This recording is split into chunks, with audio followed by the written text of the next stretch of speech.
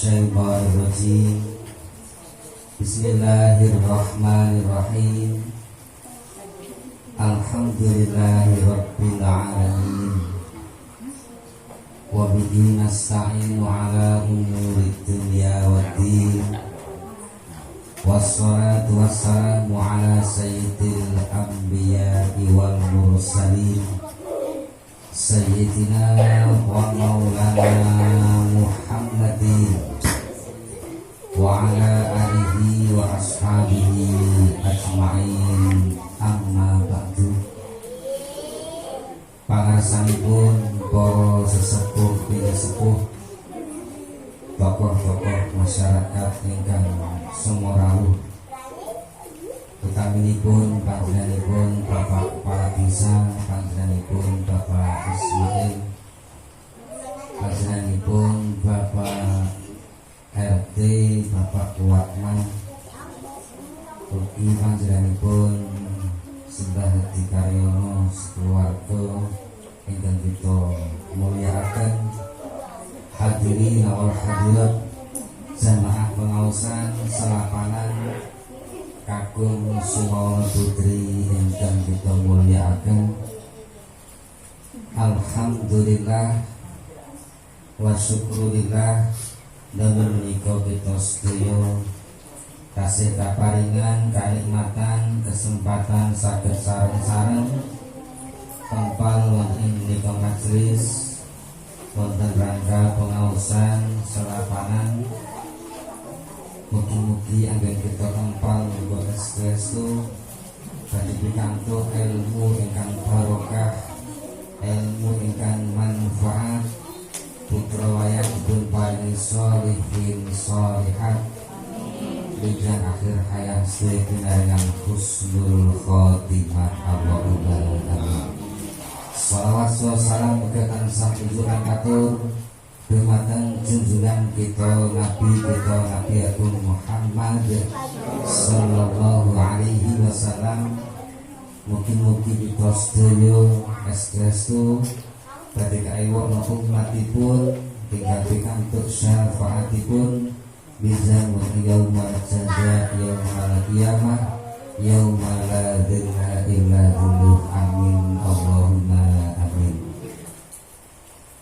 Para rawuh sedaya ingkang kita mulyakaken, junjungan kita Kanjeng Nabi Muhammad sallallahu alaihi wasallam rumiyin nate dawuh, sayati zamanun ala ummati yafiruna minal ulama wal fuqaha fayabtalihimullahu ta'ala bisalasi balayatin. Ingkang sorot saminipun Kanjeng Nabi rumiyin nate dawuh, bakal teka suwijining zaman nanggone umatku kuwi bakal padha mlayu. Ngertos mlayu mau mboten? Mlayu niku napa? Berlari. Berlari niku napa? Mlayu bolak-balik. Mlayu minal ulama wal fuqaha, mlayu saking para alim, para ulama, wal fuqahai lan wong ahli agama. Kanjeng Nabi rumiyin sampun memprediksi, sampun nate dawuhaken besok nanggone umat suwijining zaman nanggone umatku kuwi bakal padha mlayu sangka ulama, mlayu sangka wong ahli agama. Mlayu ten mriku maknanipun mboten nguyah, tapi malah mlayune ninggal para ulama.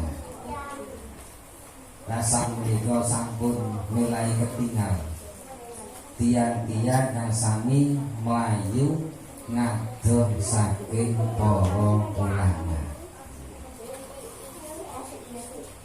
Kadang gini, zaman kang kados mekaten zaman ingkang umatipun Kanjeng Nabi sami mlajar ngadeg saking para ulama, lajeng Allah badhe maringi cobaan, maringi ujian, maringi balak tigang perkawis. Nomor setunggal ulaha yarfa'ul barokata min kasbihin. Balakipun yang pertama dipun angkat barokahipun anggenipun sami pados maisah. Dipun ilangi barokahe anggenipun kita sedaya pados maisah, anggenipun pados panyupa jiwa. Mbok bilih panjenengan sedaya sami raosaken enteng-entengan mawon sing jenenge wong nyambut gawe. Saat menika niku nyambut gawe tenanan krenggusan awan bengi esuk sore ning nyatane ditanjakake kathah sing boten cukup. Nggih mau mboten? Kathah sing boten cukup. Kadang-kadang arep kondangan mon direwangi utang-utang nggih mau mboten? Jenenge dikraosaken. Kula dikraosaken. Direwangi utang-utang. Yarfa'ul barokata min kasbihi. Iku bukti sing paling cilik, bukti sing paling enteng kados ngoten. Rezeki dipun tanjaken, dipun tasawufaken niku boten cukup. Mila kita sedaya kapan kepingin rezekine niku barokah, monggo semua dipun antisipasi. Terus pundi anggenipun antisipasi? Anggenipun antisipasi nggih monggo Kanjeng Nabi dawuh ngadeg sangka ulama la kita sedaya yen kepengin barokah monggo sami nyaket dhateng para alim, para ulama. Lah caranipun nyaket dos pundi? Lumantar pengaosan. Wonten pengaosan teng pundi mawon sami hadir. Wonten pengaosan teng pundi mawon sami rawuh. Niatipun napa? Ngalap barokah. Niatipun napa? Ngalap barokah. Bila kita sedaya niki pentingipun teng Indonesia niki wonten organisasi ormas Islam ingkang naminipun Nahdlatul Ulama. Asal kita sampun tergabung dengan Nahdlatul Ulama, berarti kita sampun niat nyaket DPDP merapat dhateng para alim, para ulama. Nah sakmenika niku kathah wonten kota-kota besar itu sampun mulai ketinggal. Bahkan mungkin saat menika nggih pemikiran-pemikiran, pemanggih-pemanggih itu sampun mulai dumugi dusun, sampun dumugi desa. Sing wong desa niku asline nggih terpengaruh saking wong Buddha.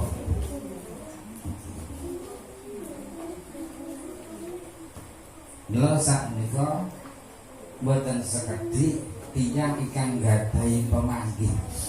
Mungkin jenengan nggih tau mireng. Tau mireng ngendikane tiyang-tiyang itu. Wonten tiyang sanjan ngoten iki. Saiki kuwi ra usah NU-NU-nan. Saiki kuwi ra usah NU-NU-nan. Sing penting Islam. Nate mir mau mboten? Kok nate mireng apa dereng? Berarti ini mau mboten mireng ya.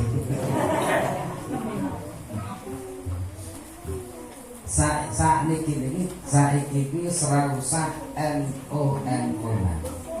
Sing penting Islam.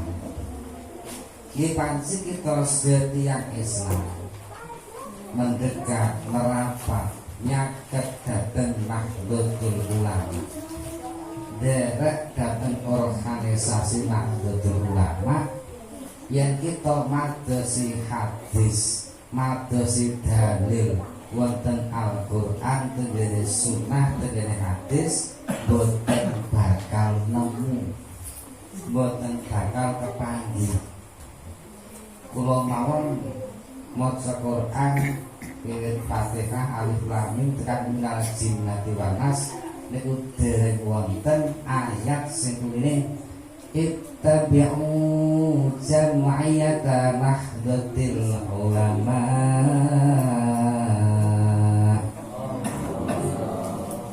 Niki sanes Al-Qur'an setiap hari.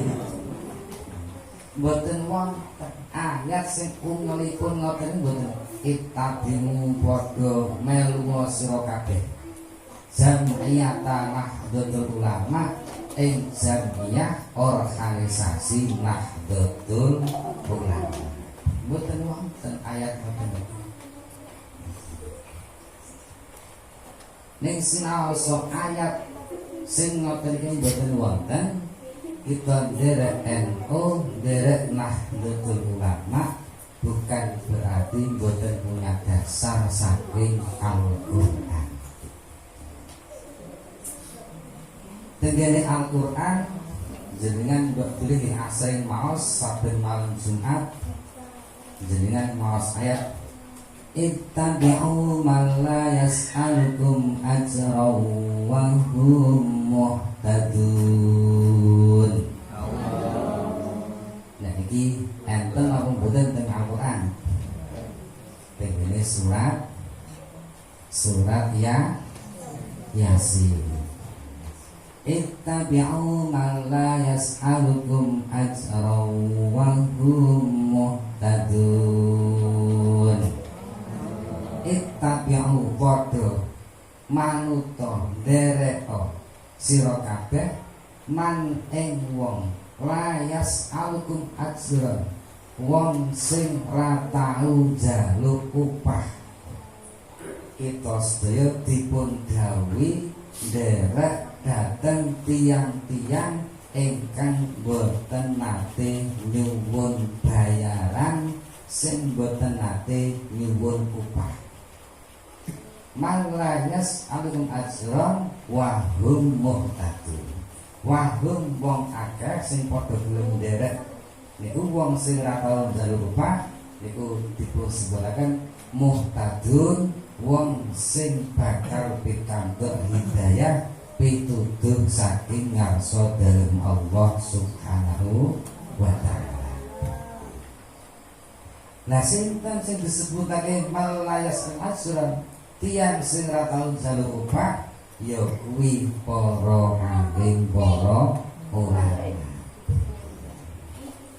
Mula sing jenenge para alim, para ulama teng pundi mawon estunipun boten pareng nyuwun upah. Niku mulane enten kiai sing napa sing njaluk bayaran berarti nglanggar karo aturane dengan surat Yasin niku.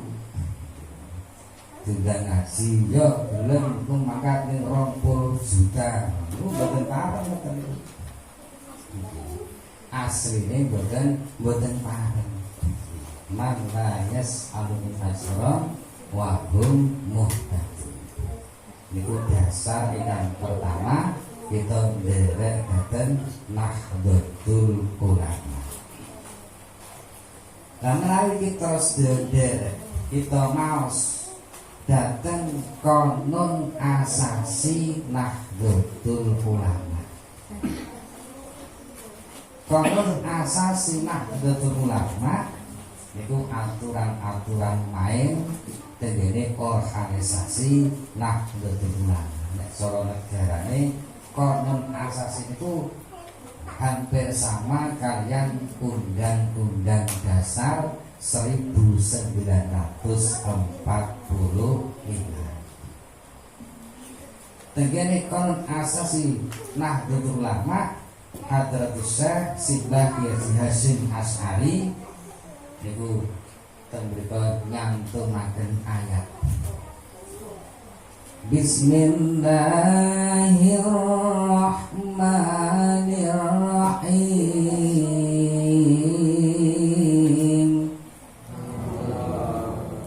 Ya ayyuhalladzina amanu taqullaha wa kunu ma'as shadiqin.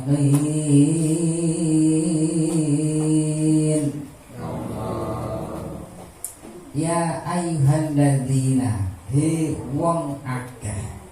Niki sing rawuh wong napa senes? Wong napa senes? Niki sing rawuh niki wong kabeh.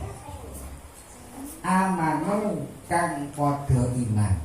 Sing rawuh niki sandika dengan iman apa mboten? Iman dhateng sinten? Iman dhateng Gusti. Dawuh ingkang kang menika ittaqullah. Wong akeh sing iman niku dipun gawe supados ittaqullah, supados takwa dhateng Gusti Allah. Lah takwa niku napa? Takwa niku maknanipun ninggal nglaksanakake perintah, nindakake perintah, ninggalke larangan. Niku maknanipun takwa. Nindakake perintah napa? Nggih kita sedhawuhi napa mawon dening Gusti Allah dipun lampahi. Dipun dawuhi salat, nggih salat niku naminipun nindakake perintah. Dipun dawuhi poso, lah kita sedaya bisa nglampahi poso niku jenenge nindakake perintah. Ninggal larangan nggih sing rupi-rupi maksiat kita sedaya dipun dawuhi nilar, dipun dawuhi ngedoni. Niku sing takwa kados ngoten nindakake perintah, ninggalke larangan. Wong akeh sing iman terus takwa niku mon cara ngendikane Allah dereng cukup. Allah tasih dawuhaken nerasaken dawuh wa kunu ma'as shadiqin.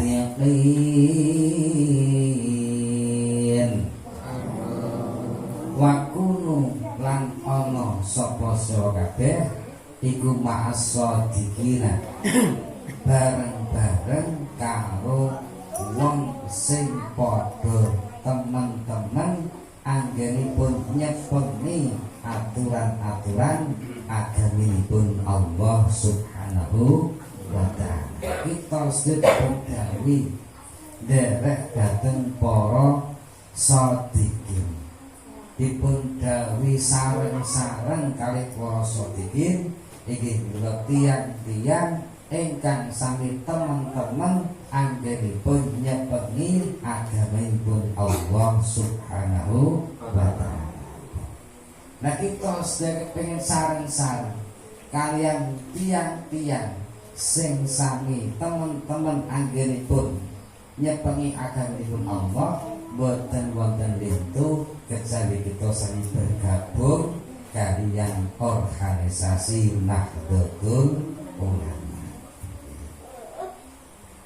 Karena kenapa lagi tos jadi tiang Islam sing jenenge tiang Islam nggih kumpule kalih tiang Islam. Kita sedherek kantenan menungso nggih kumpule kalih menungso. Dipun gambaraken ngaten. Krikil. Krikil niku sagede payu larang, sagede ana regane niku nggih kapan sambule krikil. Nggih napa mboten? Krikil niku nek ning sak welas mung setunggal niku payu napa mboten? Enten sing turun gas napa mboten? Tapi nek sak truk kerikil itu sak truk niku makin enten sing turun nunggas. Damel napa? Damel material. Lah kapan wonten kerikil kok mlebu tenggene beras? Yen makin dadi sego. Niku makin ya tekanggone nek dicupiki nggih napa mboten? Disesake ora ono manfaat. Semanten iki jenengan duwe beras. Beras niku saged diuntalke nanggone pasir sing akeh sak truk. Kira-kira beras niku enten manfaate napa mboten? Nggih mboten wonten mlebu jenengan ya ngolah kepripun. Melalui serakit rupane wis campur. Mula kita sedaya menungso, kita tiang Islam monggo sami bergabung kalian Nahdlatul Ulama. Lah kita sedaya bergabung tenggene Nahdlatul Ulama. Niki napa maksudipun? Maksude nggih namung nitipke awak. Namung nitipke awake mbok menawa melu Nahdlatul Ulama. Aku melu berjuang nang ngene Nahdlatul Ulama iku besok nang akhirat diakoni dadi murid para alim para ulama. Entuk barokah, entuk syafaat pitulungane para alim para ulama. Nek nang donya para alim para ulama dereng mesti saged nulungi, tapi benjang teng akhirat peranipun iku para alim para ulama ageng sanget. Napa nggih para masyayikh, para guru-guru kita dengan Nahdlatul Ulama niku benjang badhe mlebet swarga niku malah mboten pareng. Jadi para alim para ulama itu malah mlebu swarga kantuk. Wonten biaya sing mlebu swarga dicegat ing malaikat.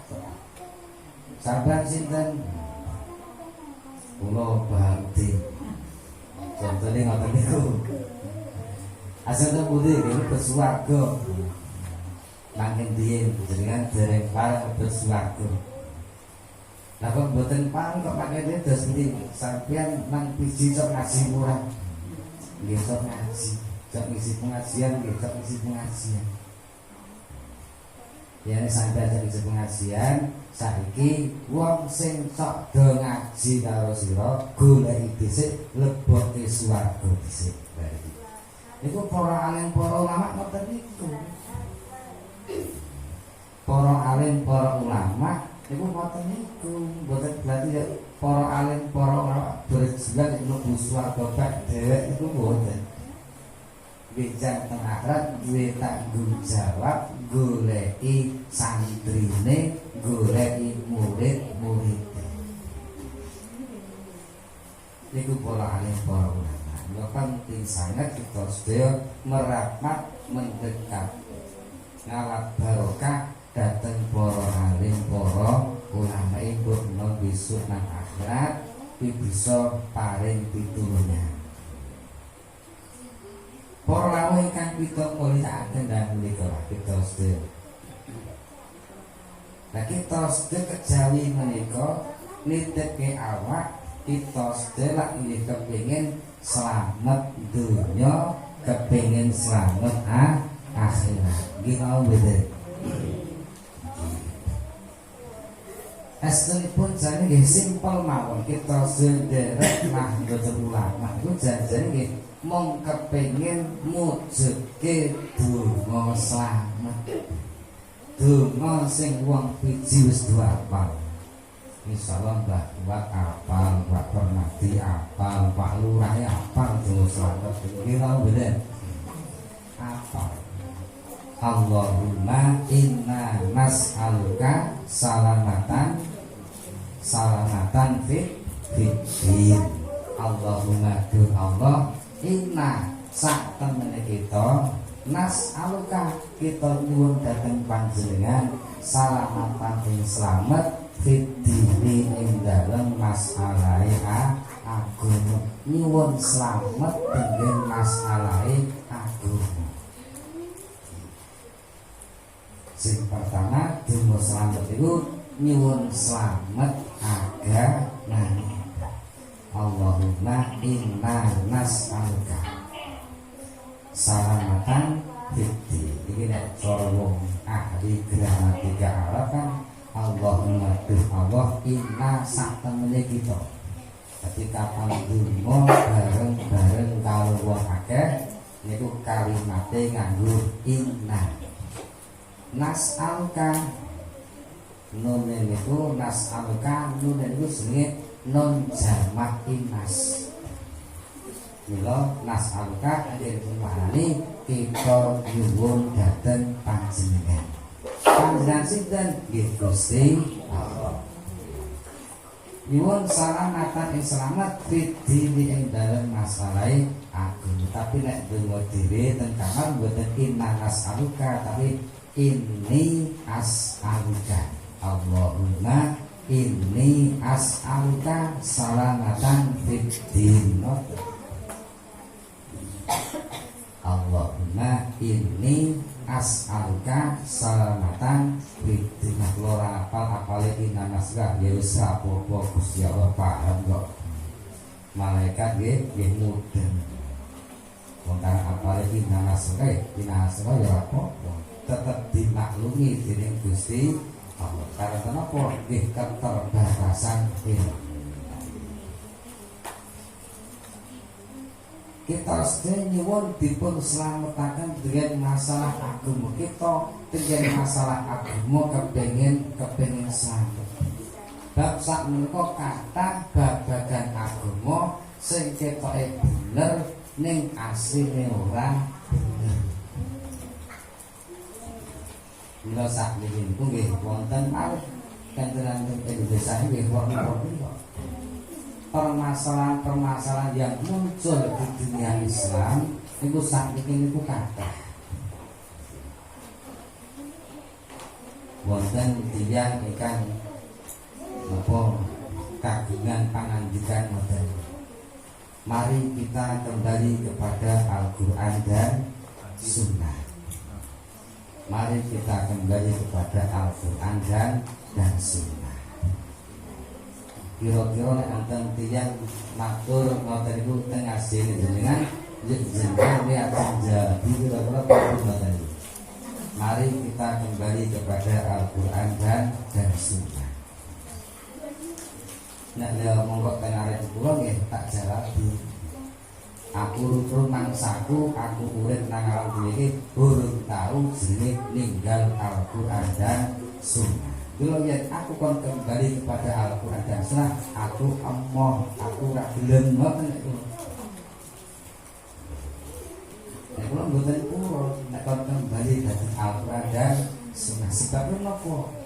Tiyang NU niku napa yang dipun lampahi mesti berdasarkan Al-Qur'an dan Sunnah. Mila tidak perlu kembali.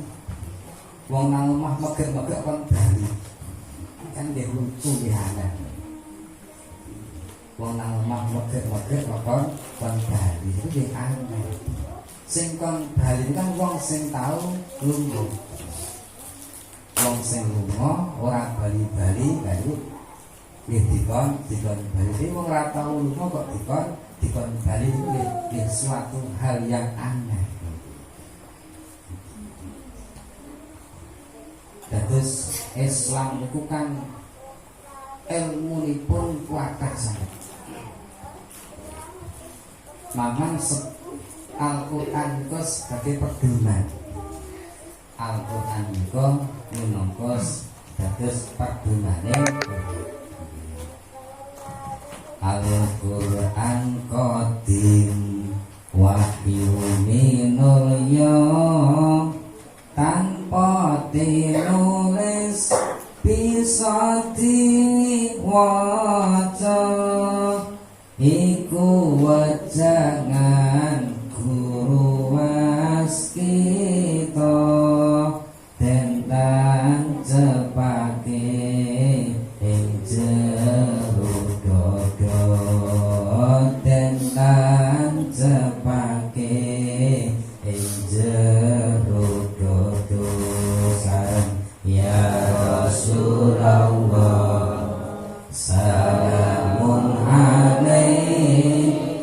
ya rafi'a sya'ni wa daraji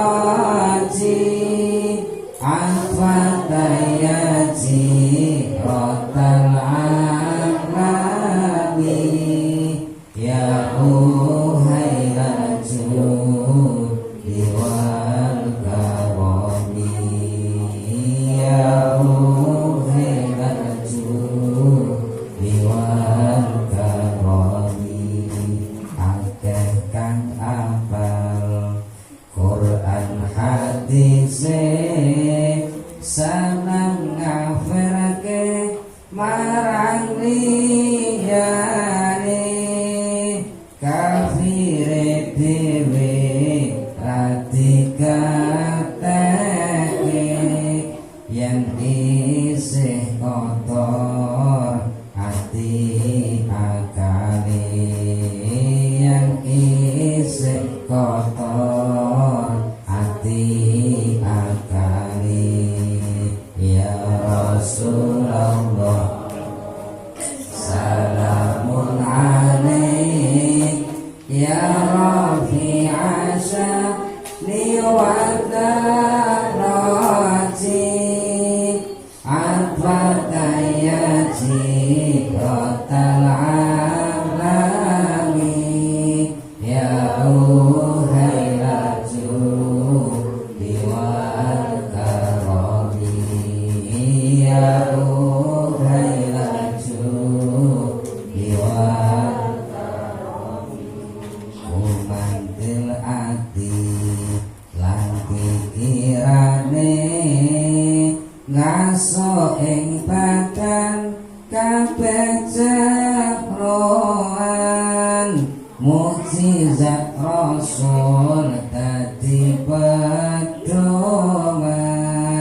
minangka dalan manjingi iman minangka dalan manjingi iman ya Rasulullah salamun alaik ya rafi'a sya'ni wa daraji afata ya jiratal alami ya uhairal judi wal karami ya uhairal judi wal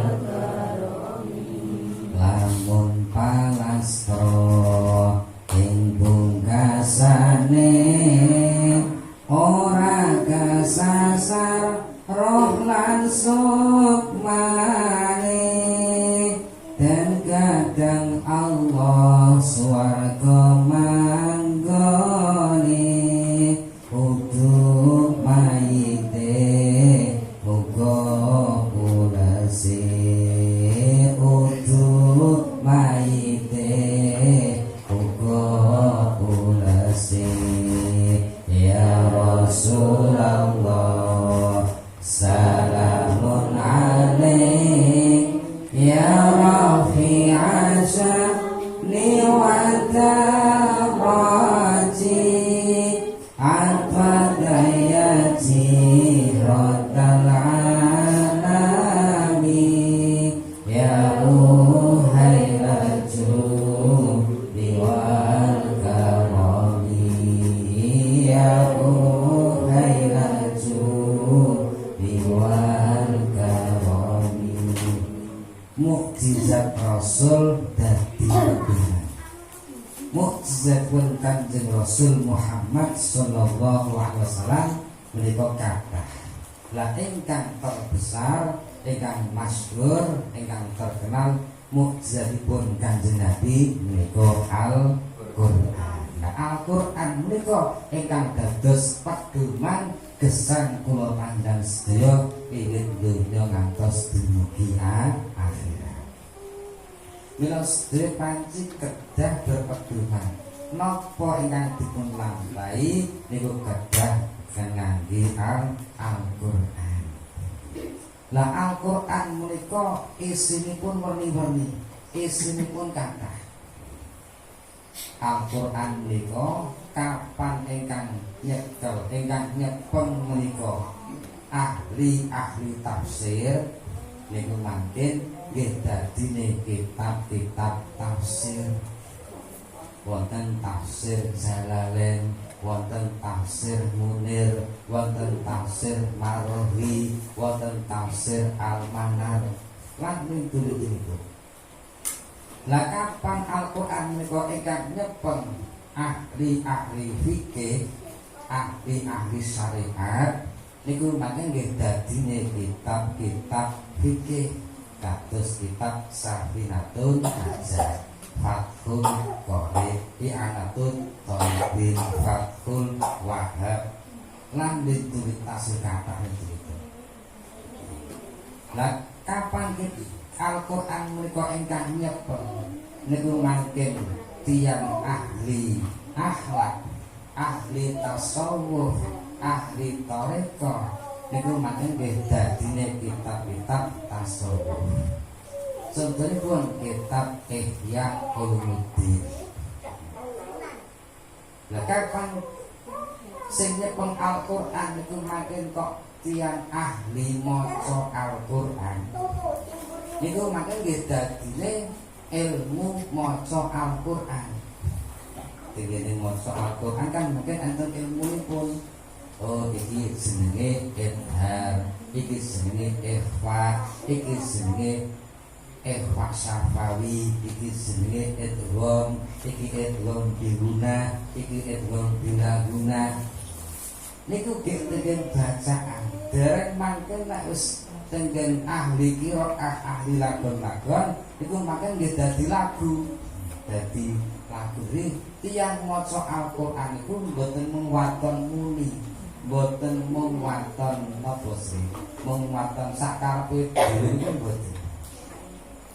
Mula sing jenenge napa tilawatil Qur'an NTQ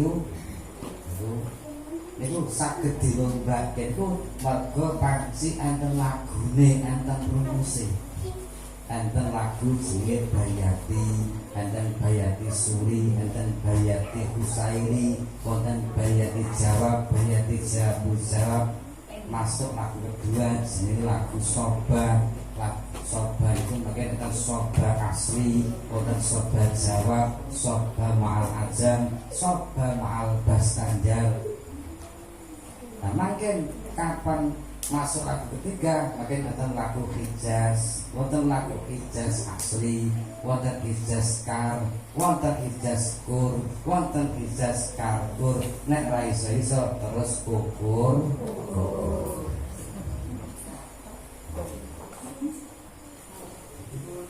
Dadi ilmu Al-Qur'an itu dengan para ahli makin dados lagu. Makin terus dadine kitab tajwid itu alhamdulillahi wa shollallahu rabbina ala nabiyil mustafa habibina itu dadine kitab Syifaul Jinan.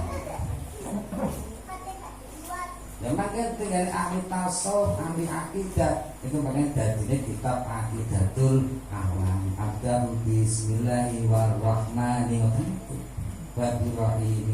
Makin dadine kitab Aqidatul Awam. Jadi sesuai kalih keahlianipun piyambak-piyambak. Mila ingkang naminipun kiai, sing naminipun ulama, nggih punya keahlian sendiri-sendiri. Wong sing jenenge ulama, jenenge kiai nggih punya hobi sendiri-sendiri. Wonten sing senengane fikih, lan mungkin mesti dadi ahli fikih. Sing seneng tasawuf, akhlak, anake dadine ulama ahli tasawuf. Mangken sing seneng lagu-lagu nggih dadine guru-guru qiraah niku. Ahli baca Al-Qur'an. Wonten malih sing ahli lagu-lagu malih kejaba sing qiraah niku nggih ndamel syair-syair. Bisa gawe syair niku. Alhamdulillahi wa shollallahu rabbina ala nabiyil mustafa habibina. Niku mon dirumus niku mboten mung waton muni. Nah, sing damel rumus niku mangken enten kitab dhewe jenenge kitab Ngarut. Wonten kitab jenenge kitab Ngarut. Lah sing sok dandel napa? Klapa iku jenenge napa? Ngarut. Iki kitab kitab Ngarut. Mustafilun ngoten niku. Mustaf. Ana lagune enten jamur muslah. Nek cara teng kesenian nggih enten note wonten do re mi fa sol la si do wonten. Iku sing kandhe ndamel napa sikiran-sikiran berbahasa Arab niku wonten. Dadi wonten ahlinipun piyambak. Ulama ngoten niku nggih punya keahlian sendiri-sendiri, nggih mungkin sedikit banyak nggih mungkin nek ning babagan masalah salat ini nggih kabeh do ngerti. Tapi nek dengan kitab Ngarut dipanggil dengan kitab Mantiq dengan Alfiyah Ibnu Malik iku mau nggih pun rada angel. Enten sing ahli, enten sing rapatiya ahli ngoten niku. Jadi punya keahlian sendiri-sendiri. Para rawuh ingkang kita mulyakaken iki boten beda lah jenenge napa? Jenenge tela niku makin dadine warna-warna. Tela niku kecekel wong gawe apa ahli gawe gethuk ya dadine gethuk. Nek sing ahli gawe tape makin dadine tape. Tapi ketika kita makan tape apa ora jenenge mangan tela? Jenenge ya tetep mangan tela, ning jenenge wis berubah dadi tape. Lah sakniki nggih wonten tenggene niku tenggene kota-kota nggih wonten malih. Wonten wong mertamu sing digawa Quran karo kitab Fathul Qorib. Dimanggake tenggo rumah diralah sing ditamoni niku wong rapati ngerti agama. Niku tamune ndamel pertanyaan. Bu, Pak, niki napa naminipun? Lah niku jenenge Al-Qur'an. Senajan ora tau ngaji, ora tau ibadah ning ngerti nek niku jenenge Al-Qur'an. Ana sing niki napa jenenge? Niku jenenge kitab, mbuh apa jenenge? Niku jenenge kitab Fathul Qorib. Lan ngertos napa mboten nek Al-Qur'an niku pengendikane sinten?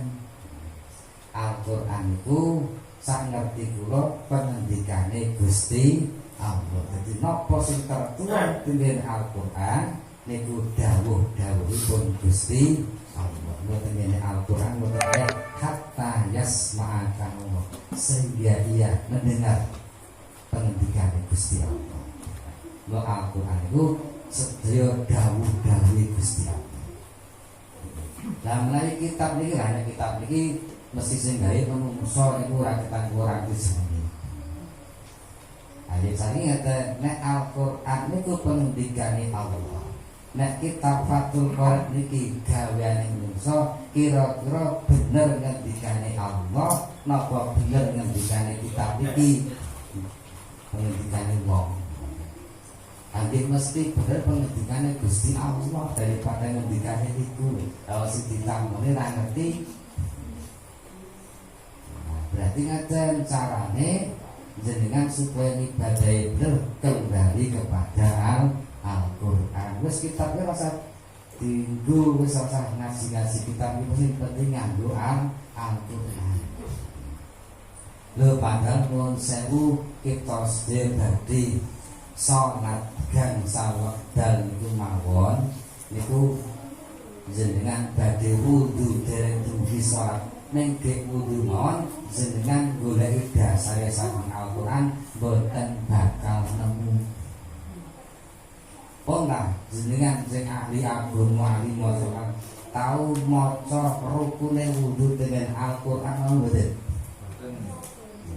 Dengan Al-Qur'an enten tulisane arkanul wudu sitatun, rukune wudu ana 6 enten ana mboten? Mboten wonten. Tapi nek dasare wudu niku saking Al-Qur'an. enten dasare wudune niki mboten keterangan masalah rukune wudu. Ya ayyuhalladzina amanu idza qumtum ilas sholati faghsilu wujuhakum wa aydikum ilal marafiqi wamsahu bi ru'usikum wa arjulakum ilal ka'bayn. Wong akeh kang padha iman nalikane siramu kabeh arep padha njenengake salat faghsilu mongko padha ngumbal sira kabeh wujuhakum ing rai-rai kabeh. Wae dia kuning tangan loro kabeh ilang marafiqi tumeka maring sikut loro. Wang sahu wal padha musapa sira kabeh dirukusikum ing sirah-sirah kabeh. Warjulakum lan sikil-sikil kabeh ilang kabeh tumeka maring pala. Iki dasare wudu saking Al-Qur'an niki mboten dasare rukune wudu. Sebabnya rukune wudu itu wonten 6 kang mriki disebut pinten iku faghsilu wujuhakum wa aydikum wamsahu bi ru'usikum wa arjulakum ning papat sing loro nang niat karo tertib dereng wonten. Lah kapan kita kepengin sinau wudu nggih sing dibuka kitab-kitab kuning di antaranya kitab Safinah, kitab Fathul Qorib niku. Jadi kita harus ngaji kitab Safinah, ngaji kitab Fathul Qorib bukan berarti meninggalkan Al-Quran. Justru itulah kita sedang mempelajari Al-Quran. Yang artinya kok nanggone kitab Safinah ranono ayat Quran dipanci boten wonten. Dengan kitab Fathul Qorib boten wonten ayat Quran. Wong kitab-kitab niku kuning niku dibikin niku memang sebagai zuklak. Cara wong kerja, cara wong nyambut gawe niku jenenge zuklak. Zuklak niku napa? Zuklak niku petunjuk pelaksanaan ibadah. Petunjuk pelaksanaan ibadah. Nek kanggo nuduhke, kanggo nunjukke iki lho carane wudu ngene iki. Nek wudu sing bener kudu tapi perkara menang salat kepengin bener kudu tapi rukune salat. Rukune salat ana pira? Lho, rukune salat iku mung nggih werni-werni. Tengene kitab niku ana sing muni 13 tengene kitab Fasolatan. Tengene kitab Safinah niku wonten 17. Tengene kitab apa sak sore Safinah niku wonten sing ngendikake 19. Enten sing ngendikake rukune wudu niku 18. Sing bener sing ndi nggih bener kabeh. Nggih bener kabeh. Wong sing ngomongke 13 niku kan ngeten. Dadi awake dhewe salat saben-saben rakaat itu kan sujude wonten kalih. Sujude wonten kalih saben rakaat iku sujude wonten kalih. Lah sing muni 13 niku wau sujude sing siji niku ora perlu diitung. Karepe nek ora diitung wis pokoke sujud iki yo melu sujud sing arep mau wonten karepe. Jadi nomere mboten wonten, tapi nek sing muni 17, sing muni 18, sing sholat niku sujud yang kedua niku melu diitung sujud. Sujud niku nggih dadi rukune wudu, tumak nilai sujud nggih dadi rukune sujud, rukune sholat. Jadi carane mboten niku. Dadi enten sing mboten lan terus pendapate beda-beda antara ulama satu dan ulama yang janjane hakikate tetap padha. Jadi para rawuh para sing kita sudah pengen selamat masalah agama. Pun sepertikan wafiatan kita sudah kepengen dipun paringi waras, dipun paringi sehat jasate. Awake kepengen sehat. Nah kita sudah bergabung tenggene Nahdlatul Ulama lu janjane nggih pun enten sing ngurusi bagian kesehatan ku nggih sampun wonten. Magelang mon sampun mlampah wis nganti bisa gawe rumah sakit jenenge rumah sakit Subarulaton niku rumah sakit NU teng Purworejo teng Berjan niku nggih pun wonten niku klinik kesehatan Pratama niku duweni NU yang punya NU kurang-kurangnya niku tiang NU niku tesih dalem malih jenenge CRA Jamiyah Ruqyah Aswajan iku sing bagiane ngalam goib ngurusi jin balik ruqyah wasiatan ini sing kaping 3 niku kita sebut nyuwun dipun tambahi ilmu kepengin tambah ilmu gampang sing penting sregep ngaji wa barakatan rezeki lan nyuwun dipun paringi berkah rezekine. Lagi kalau sudah pengen berkah rezekine, sing penting sing nyambut gawe sing bener, golek sing halal, dari haram, insyaallah nggih berkah dibari kalih berjuang tenggene anak ulama mendekat kalian para alim para ulama. Wa taubatan qoblal mauti lan dipun paringi tobat sadèrènge mati. Nyuwun dipun paringi tobat. Bisa dari sedo itu Allah mari kesempatan kangge tobat. Warahmatan indal mauti lan dipun paringi rahmat dipun paringi welas asih nalikane mati. Nalikane mati kok mboten pitatuk welas asih Gusti Allah niku lah sing disebutke lara sida sewu lara dadi siji. Sebab wong itu Rumian Nabi Idris itu dia nanti dijabut nyawa ini boleh gambarke kaya dene wedhus